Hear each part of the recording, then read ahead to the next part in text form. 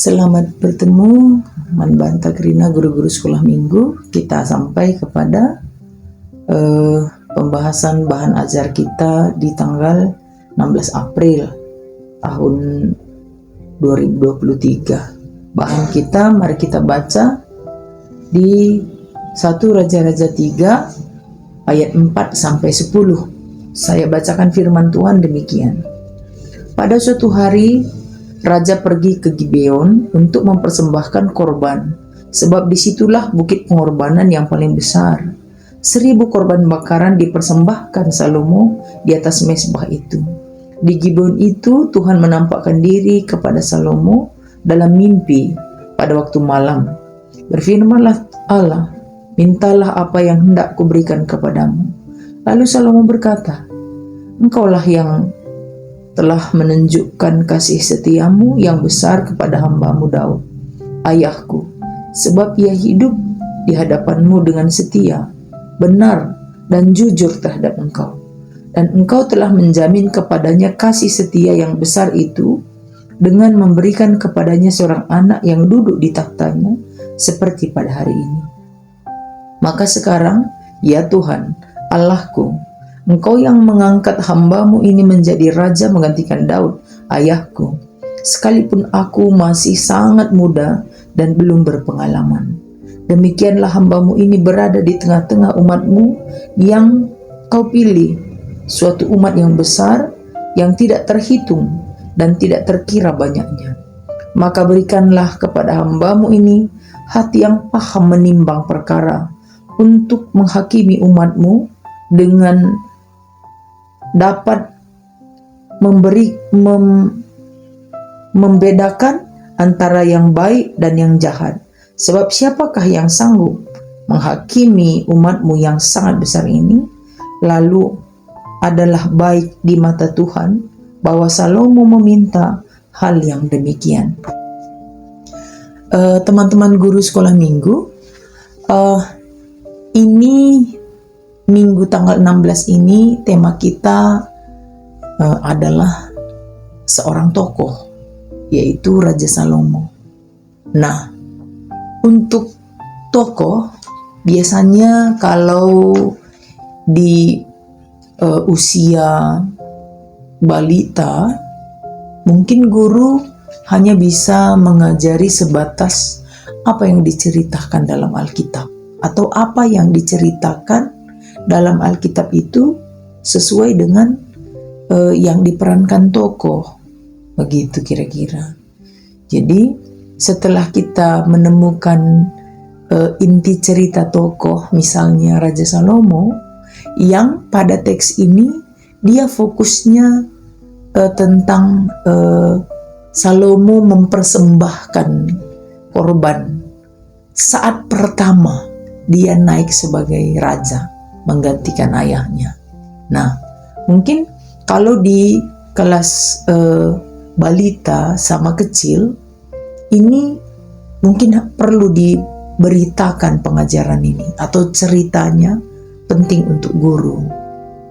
Nah, jadi teman-teman guru bisa menceritakan yang dilakukan si Salomo dan memberi apresiasi tentang apa yang dilakukan Salomo, gitu kira-kira, gitu ya teman-teman.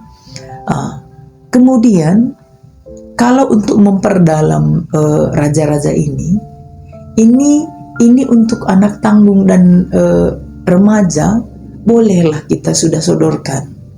Kita beritakan kepada mereka bahwa inilah yang dilakukan oleh Raja Salomo pas saat dia pertama-tama menduduki tahta kerajaan menggantikan ayahnya. Nah, jadi kalau dia remaja dan anak tanggung, itu sudah kita ambil pemaknaan dari Salomo menjadi raja, yaitu sebagai pengganti. Nah, berarti kan sudah ada naik pengertian level untuk tema ini. Nah, gitu kira-kira. Jadi untuk balita dan kecil, guru cukuplah artinya menceritakan, kemudian mengulang kembali dengan bertanya, apa ya kira-kira yang dilakukan Salomo tadi? Gitu kira-kira. Nah, misalnya setelah kita membaca teksnya, apa yang dilakukan Salomo? Nah, gitu. Gitu kira-kira yang bisa kita lakukan supaya mempertajam pengetahuan mereka tentang apa yang dilakukan Salomo ketika dia naik menjadi raja menggantikan ayahnya. Nah, kalau di usia tanggung dan remaja dan pra-remaja, itu kita sudah bisa memberikan pemaknaan. Kenapa saya bilang pemaknaan? Begini dia, teman-teman. Nah, kita menggambarkan apa yang dilakukan oleh si Salomo ini. Dia bukan hanya, kan kalau secara harafiah disebutkan Salomo mempersembahkan ribuan korban sembelihan. Kalau saya melihat, ini lebih kepada Salomo pertama-tama sekali ketika dia menggantikan ayahnya, dia belajar pada masa lalu ayahnya. Masa lalu ayahnya dari cerita yang diceritakan Salomo dekat dengan Tuhan. Nah, karena itu sesuai dengan perintah yang diterimanya dari bapaknya, dia bilang begitu, jangan pernah tinggalkan Tuhan Allahmu. Kan itu beberapa kali ditekankan oleh Daud kepada Salomo. Sehingga hal yang pertama yang dilakukan Salomo adalah mendekatkan diri kepada Tuhan atau menjalin relasi dengan Tuhan. Itulah kenapa dia datang ke Bukit Gibeon itu. Nah, dia datang. Sebenarnya ini untuk remaja boleh. Nggak enak menggantikan Daud. Teman-teman perlu kita tahu bahwa Daud ini raja yang paling tersohor pada zaman itu. Ketika dia perang, dia selalu menang. Gitu. Jadi sementara Salomo tidak pernah dilibatkan dalam perang, tidak pernah dibawa berpengalaman dalam perang. Jadi Salomo pasti ciut nyalinya kan, menggantikan bapaknya jadi raja. Apalagi pada saat itu dia tahu abang-abangnya suka menggantikan bapaknya, sampai 2 abangnya berkhianat sama bapaknya. Nah, ini pekerjaan berat buat Salomo. Pekerjaan berat. Karena itu, apa yang diperintahkan ayahnya untuk mendekatkan diri dilakukan oleh Salomo. Nah, dia jalin komunikasi, dia bawa persembahan layaknya yang dilakukan ayahnya pada zaman dulu. Dia bawa persembahan. Nah, luar biasa yang terjadi, teman-teman. Allah bersedia menampakkan diri bagi Salomo, sehingga terjalin komunikasi. Walaupun komunikasi itu di dalam mimpi, tapi Salomo menjalin komunikasi dengan Tuhan sebelum dia meneruskan kerajaannya. Nah, itu yang pertama. Jadi apa yang menjadi pesan bagi anak KAKR kita dan remaja, apapun yang mau Anda lakukan, yang pertama tidak boleh tidak, jalin dulu kedekatan dengan Tuhan. Atau jangan pernah melakukan sesuatu tanpa bersetuju dulu dengan Tuhan. Kan begitu. Itu bisa kita lakukan.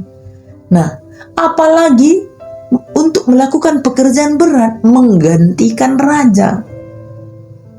Makanya Salomo tahu diri, dia tahu diri. Dia tahu dia muda, dia tahu dia tidak berpengalaman, dia tahu menggantikan raja yang sungguh luar biasa. Sehingga di dalam mimpinya pun dia mengungkapkan keterbebanannya itu kepada Tuhan. Dalam mimpinya pun dia mengungkapkan keterbebanannya dan apa yang dia butuhkan untuk memimpin. Jadi dia pikir-pikir yang dia butuhkan itu adalah, berikan kepadaku hikmat untuk menimbang perkara umat, supaya aku bisa membedakan mana yang benar, mana yang jahat. Dalam alam mimpi pun Salomo menemukan apa yang menjadi kekurangannya. Nah, ini menjadi kebijaksanaan bagi Salomo.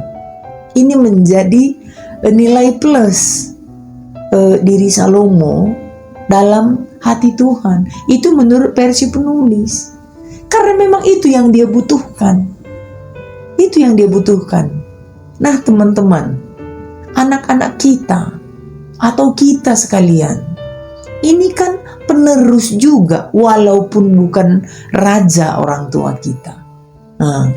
Setidaknya kesuksesan yang ada, yang sudah dicapai oleh orang tua, kan kita yang meneruskan. Kalau boleh semakin bagus kan gitu. Apalagi anak-anak kita yang orang tuanya sudah sukses, beban pengganti itu luar biasa.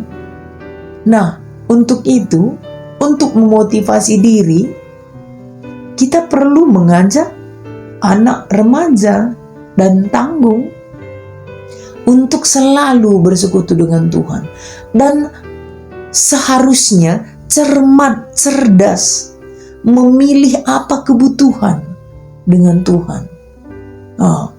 Ini bagus sekali yang dilakukan oleh si Salomo. Sehingga karena dia begitu bagus dan bijak, penulis mengatakan Tuhan menilai Salomo baik. Kalau sudah baik di mata Tuhan, sudah amanlah semuanya itu. Mau peran apa kita, peran utama, peran pengganti, itu sudah semuanya sudah bisa dilalui. Nah, itu berarti dari apa yang diterangkan di dalam bahan kita menemukan bahwa anak-anak kita atau kita setidaknya tidak membuat lebih down, lebih turun dari orang tua kita, gitu ya. Seharusnya lebih naik sebagai peran pengganti atau sebagai estafet. Kalau boleh harkat orang tua itu makin naik, kan begitu. Itulah maksudnya teman-teman. Kita mengajak melalui firman, jangan lihat kelemahan, jangan fokus. Kalau temukan kelemahan, bilang sama Tuhan. Salomo memang tahu dia kelemahannya, tapi dia terbeban sehingga ketika Allah memberikan peluang untuk dia meminta, dia minta kekuatan untuk menghadapi tantangan yang dia lihat atau untuk keluar dari keterbebanannya. Itu yang dilakukan oleh Salomo. Nah, untuk ini, untuk mempertajamnya, mungkin guru bisa melakukan apa yang disebutkan di tujuan. Minta sama anak tanggung dan remaja, kira-kira apa yang mereka lihat, apa yang bisa mereka tiru, atau apa yang menjadi komentar bagi mereka atas apa yang dilakukan oleh Salomo ini. Karena beberapa teolog mengidentifikasi bahwa Salomo ini remaja saat dia naik menduduki tahta kerajaan, sehingga dia takut sekali karena dia masih sangat muda. Nah, karena itu ini kan menjadi motivasi bagi anak-anak. Rupanya umur tidak menentukan. Yang menentukan adalah bagaimana kita dekat dengan Tuhan, bagaimana kita mau menjalin komunikasi dengan Tuhan, bagaimana kita menyerahkan semuanya keterbebanan kita kepada Tuhan, sehingga Tuhan berpeluang untuk menjawab, Tuhan berpeluang untuk mengajari, ketika kita mau diajari. Kan begitu. Nah, inilah yang bisa kita lihat dari apa yang dilakukan oleh Salomo dalam masa pelayanannya atau masa kerajaannya. Nah, jadi guru menemukan inti-inti sebaiknya ya, menemukan inti-inti apa saja yang bisa kita tiru, kita teladani dari apa yang dilakukan oleh Salomo dalam teks kita. Nah, inilah yang bisa saya sharingkan di bahan sermon kita untuk kali ini. Semoga kita semua bisa menemukan kedalaman makna atau nilai dari Salomo mempersembahkan korban untuk pertama kalinya sebagai raja. Tuhan memberkati kita sekalian.